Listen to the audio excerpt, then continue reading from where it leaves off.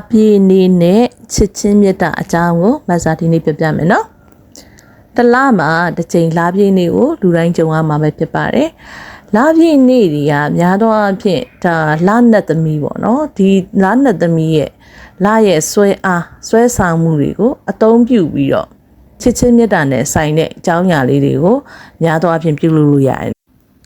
အပြည့်နေ့မှာလားရောင်လေးကိုခံပေးခြင်းအပြင်မိမိမှာဆွဲဆောင်မှုတွေရှိလာတတ်တယ်မိမိကိုလူချစ်လူခင်ပေါ်များလာစေတတ်တယ်လို့လည်းဒီလိုမျိုးယုံကြည်မှုတွေလည်းရှိခဲ့ပါတယ်ပွင့်အစမ်းပြောက်တဲ့သူတွေဆိုရင်လားပြည့်နေ့မှာဘလို့ရေရာမျိုးပြုလုပ်ရမယ်ဆိုတဲ့အကြောင်းကိုမဆာဒီနေ့မျှဝေမယ်နော်ပန်းရောင်ဖန်ကွက်လှလှလေးနှစ်ခုကိုကြိုပြီးဝယ်ထားနော်ပန်းရောင်ဖန်ကွက်အကြည့်ပေါ့နော်လားပြည့်နေ့ရောက်တဲ့အခါကျရင်ဒီတီးသက်ပန်းရောင်ဖန်ကွက်နှစ်ခုတွေကိုရေထည့်ပြီးရင်လားရောင်ရဲ့အရောင်ကျတဲ့နေရာမှာဒီဖန်ကွက်ထဲမှာရေပါတဲ့ဖန်ကွက်ကို2နာရီလောက်ကြာအောင်လားရောင်ခံထားပါအဲ့ဒီလားရောင်ခံထားတဲ့ရေကိုပုံမှန်တောက်သုံးပေးသွားတယ်ဆိုရင်စမ်းပွင့်လာပါလိမ့်မယ်ဒါအပြင်ဖန်စလုံးပေါ့နော်ဖန်စလုံးတစ်ခုတွေကိုလည်းရေထည့်ထားပါအဲ့ဒီရေကိုလည်းလာရောင်ခံပါ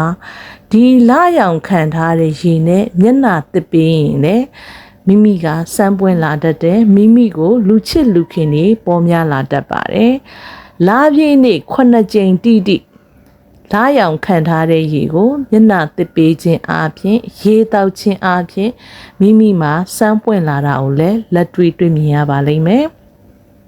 ဖန်ကွက်လှလှလေးတွေနဲ့ရေကိုထဲတောက်ပါရေမတောက်မီဘယ်လိုလုပ်မလဲဆိုရင်မေတ္တာတုတ်ကို6ခေါက်ရွတ်ပြီးတော့ရေတောက်ပေးပါမနက်စောစောနဲ့ညအိယာဝင်ခံတိုင်းမှာလည်းဒီပန်းရောင်ခွက်လှလှလေးနဲ့ရေထဲတောက်ပေးခြင်းအပြင်လည်းစမ်းပွင့်လာတတ်ပါတယ်ဒီလိုမျိုးလားရောင်ခံဖို့ရေတောက်ဖို့အချိန်မအားဘူးဒါမျိုးဖြစ်တယ်ဆိုရင်တနေ့ကိုမေတ္တာတုတ်28ခေါက်ပုံမှန်ရွတ်ပေးခြင်းအပြင်လည်းစမ်းပွင့်လာပါလိမ့်မယ်ဒါအပြင်လာရောင်ခံထားတဲ့ရေကိုအသုံးပြုခြင်းအပြင်လည်းလာရောင်ခံထားတဲ့ရေကိုမိမိအိမ်ဆိုင်မှာရှိတဲ့ကုန်ပစ္စည်းများကိုဖြန့်ပတ်ပေးခြင်းအပြင်လည်းအယောင်ဝယ်ကောင်းတာကိုလည်းတွေ့မြင်ရပါလိမ့်မယ်နော်ကဲမဆာဒီနေ့လာရောင်နဲ့ပတ်သက်ပြီးတော့လာရော